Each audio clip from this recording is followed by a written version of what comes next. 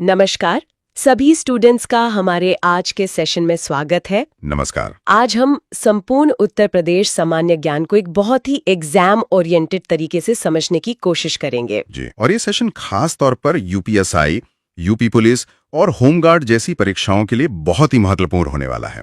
तो हम सबसे यही कहेंगे कि हर स्लाइड को बहुत ध्यान से समझे, क्योंकि इन्हीं में से सीधे सीधे एमसीक्यू बन सकते हैं। बिल्कुल, हर स्लाइड अपने आप में एक सवाल है। तो चलिए शुरू करते हैं। चलिए। तो हमारी पहली स्लाइड है उत्तर प्रदेश के मुख्यमंत्रियों पर एक संपूर्ण परिचय। अच्छा, तो ये हमारी टाइटल स्लाइड है। ये स्लाइड आज की हमारी चर्चा का एक रोड मैप है। एक तरह से हम देखेंगे कि वर्तमान मुख्यमंत्री कौन है, ठीक है। फिर हम बात करेंगे पहले मुख्यमंत्री और पहली महिला मुख्यमंत्री की। कुछ महत्वपूर्ण रिकॉर्ड्स और उनसे जुड़े जो संवैधानिक अनुच्छेद हैं उन पर भी नजर डालेंगे। और आखिर में, जैसा आपने कहा, विगत वर्षों के प्रश्न यानी PYQs भी देखेंगे। बहुत बढ़िया। तो ये एक पूरा पैकेज होने वाला है। जी बिल्कुल। चलिए, तो फिर अगली स्लाइड पर चलते हैं। ये स्वतंत्रता से पहले के समय की बात कर रहे हैं। हाँ, ये बहुत दिलचस्प है। देखिए, स्लाइड 2 हिस्सों में बटी है। प्रथम प्रीमियर और संक्रमण काल। प्रीमियर? मुख्यमंत्री नहीं। यही तो खास बात है। 1937 के चुनाव के बाद जो पद आज मुख्यमंत्री का है उसे प्रीमियर कहा जाता था। अच्छा। और उत्तर प्रदेश के या उस समय के संयुक्त प्रांत के पहले प्रीमियर थे सर नवाब मोहम्मद अहमद सईद खान। चतारी के नवाब। इनका कार्यकाल तो बहुत ही छोटा दिख रहा है, अप्रैल से जुलाई 1937। जी, बहुत छोटा था, लेकिन इतिहास की दृष्टि से ये नाम बहुत महत्वपूर्ण है। और ये संक्रमण काल का क्या मतलब है? ये वो दौर है जब गोविंद बल्लभ पंत प्रीमियर बने, 1937 से 39 और फिर 1946 से 50 तक।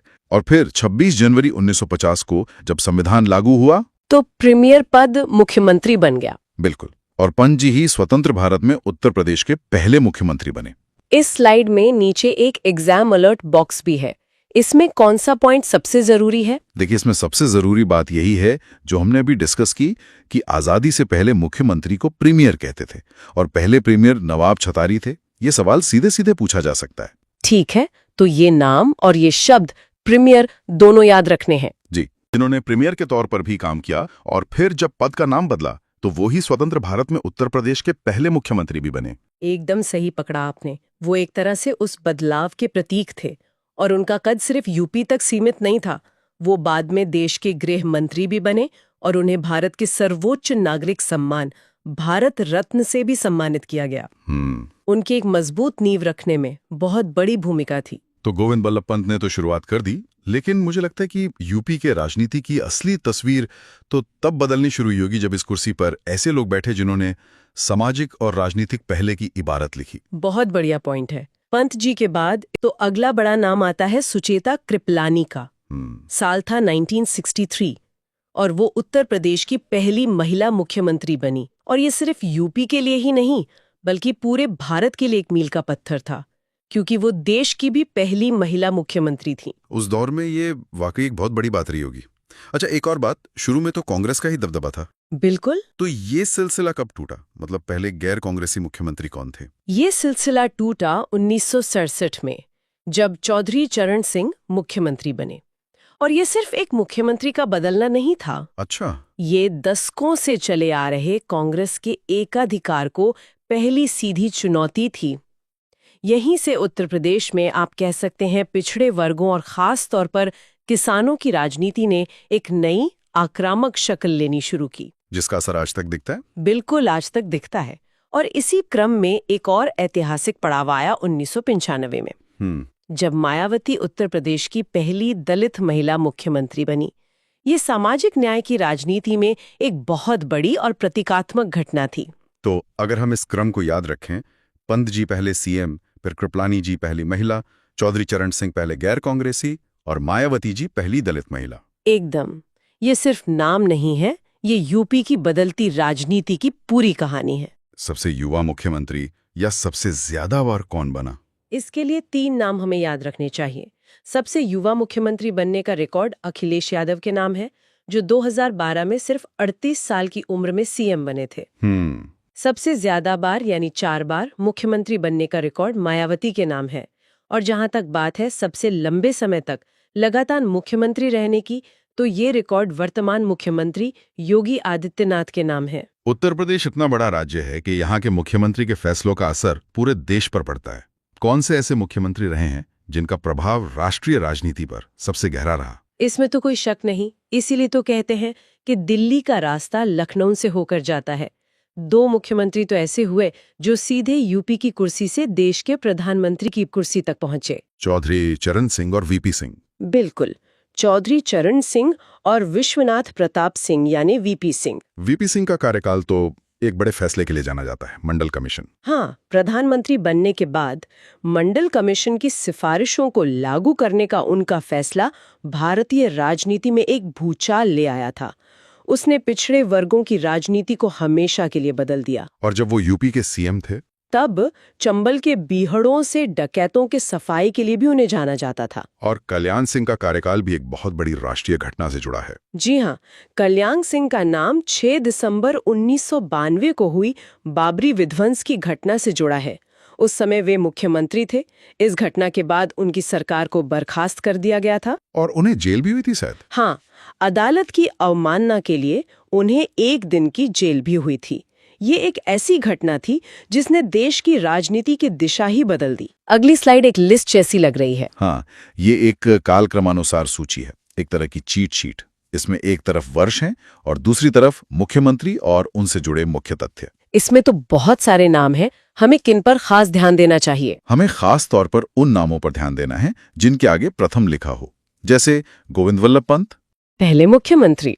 जी। फिर प्रचेता कृपलानी, भारत की पहली महिला मुख्यमंत्री। बिल्कुल। और चरण सिंह, जो पहले गैर कांग्रेसी मुख्यमंत्री बने। और मायावती जी, पहली दलित महिला मुख्यमंत्री। एकदम सही। इनके अलावा मुलायम सिंह यादव, कल्याण सिंह, अखिलेश यादव और योगी आदित्यनाथ, ये कुछ और प्रमुख नाम हैं। नीचे अलर्ट बॉक्स में एक क्रम दिया गया है, पंत, फिर कृपलानी, चरण सिंह, कल्याण सिंह और फिर योगी आदित्यनाथ। हाँ, ये क्रम कालक्रम आधारित प्रश्नों के लिए बहुत महत्वपूर्ण है।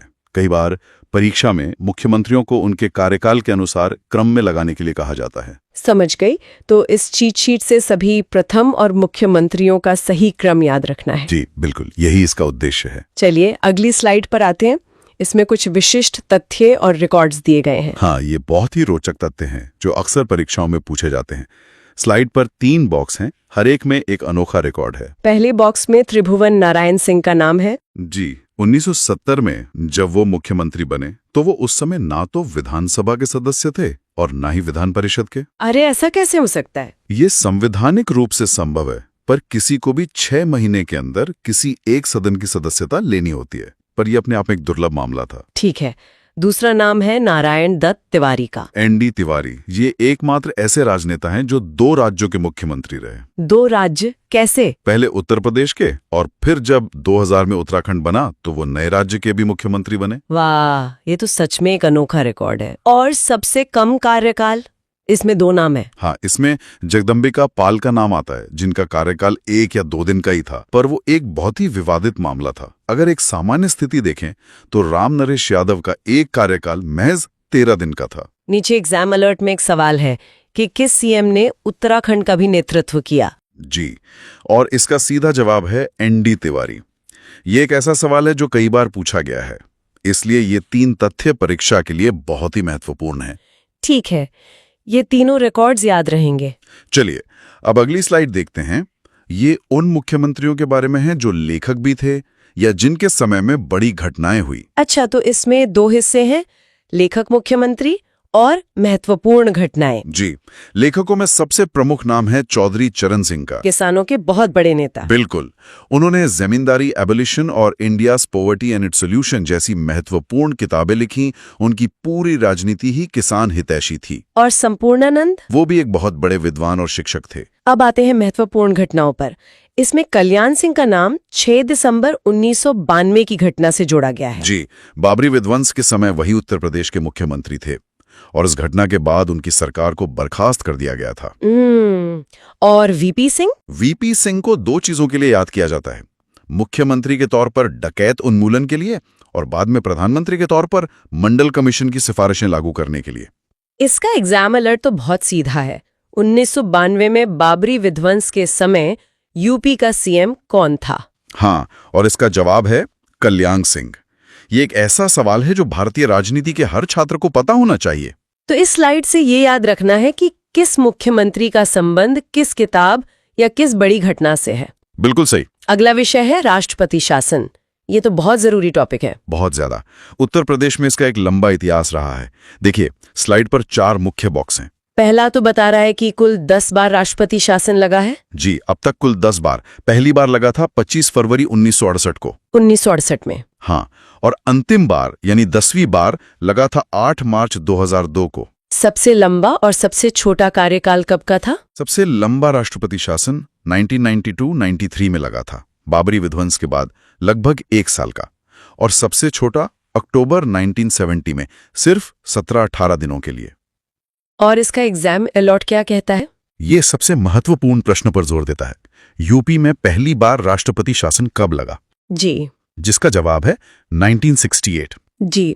तो इस स्लाइड से आपको कुल संख्या यानी 10 और पहली बार का वर्ष 1968, ये 2 बातें तो जरूर याद रखनी है। ठीक है, अब हम वर्तमान प्रशासन पर आ गए। हाँ, ये करंट अफेयर्स के लिहाज से बहुत जरूरी है। इसमें 2 मुख्य खंड है, उप मुख्यमंत्री और प्रमुख सचिव।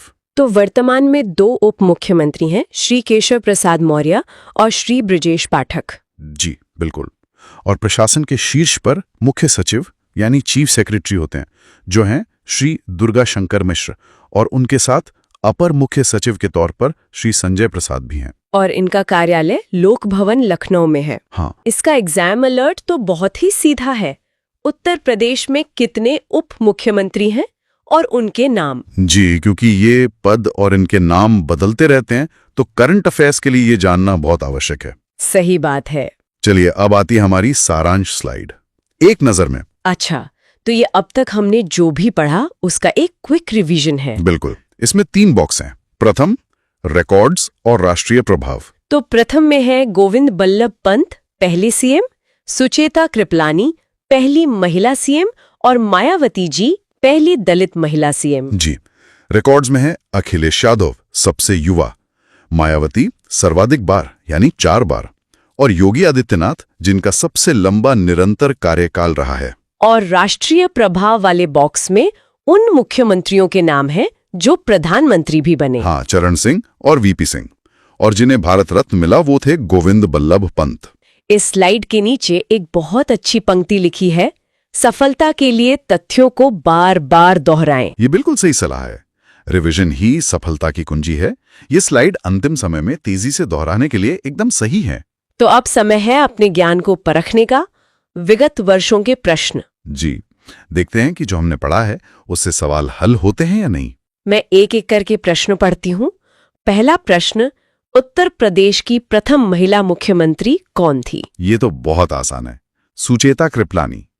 दूसरा प्रश्न, किस मुख्यमंत्री ने अपना 5 साल का कार्यकाल पूरा करने के बाद दोबारा पद संभाला? ये हैं योगी आदित्यनाथ। ये एक रिकॉर्ड है। तीसरा, उत्तर प्रदेश की मुख्यमंत्री पद पर सर्वाधिक 4 बार किसने सेवा दी है? सुश्री मायावती। चौथा सवाल, स्वतंत्रता के बाद उत्तर प्रदेश के पहले मुख्यमंत्री किस पार्टी से थे? वो कांग्रेस पार्टी से थे, गोविंद बल्लभ पंत। और पांचवा, अखिलेश यादव किस वर्ष उत्तर प्रदेश के सबसे युवा मुख्यमंत्री बने? वो बने थे साल 2012 में। तो ये सभी सवाल उन्हीं तथ्यों से हैं जो हमने अभी डिस्कस किए। जी, ये प्रश्न दिखाते हैं कि कैसे पढ़ी गई जानकारी को वास्तविक परीक्षाओं में पूछा जाता है। चलिए, एक और प्रैक्टिस सेट है हमारे पास। हाँ, ये अभ्यास प्रश्नोत्तरी सेट 2 है। पहला प्रश्न, योगी आदित्यनाथ मुख्यमंत्री बनने से पहले किस मठ के प्रमुख थे? वो गोरखपुर के प्रसिद्ध गोरखनाथ मठ के प्रमुख थे। दूसरा, किसे नेताजी के उपनाम से जाना जाता था और उन्होंने कई बार मुख्यमंत्री के रूप में कार्य किया? ये थे मुलायम सिंह यादव। तीसरा सवाल, एनडी तिवारी ने उत्तर प्रदेश के अलावा और किस राज्य के मुख्यमंत्री के रूप में कार्य किया? उत्तराखंड। और चौथा, संयुक्त प्रांत के पहले प्रीमियर कौन थे? ये थे नवाब मोहम्मद अहमद सईद खान, छतारी के नवाब। इस स्लाइड के अलर्ट बॉक्स में लिखा है कि प्रश्नों को ध्यान से पढ़ना चाहिए। जी, ये बहुत जरूरी है, खासतौर पर स्वतंत्रता के बाद और संयुक्त प्रांत के पहले जैसे वाक्यांशों में फर्क समझना। एक छोटी सी चूक से जवाब गलत हो सकता है। जैसे पहले प्रीमियर और पहले मुख्यमंत्री में फर्क है। बिल्कुल। ये क्विज उन सभी महत्वपूर्ण तथ्यों को और भी पक्का कर देता है।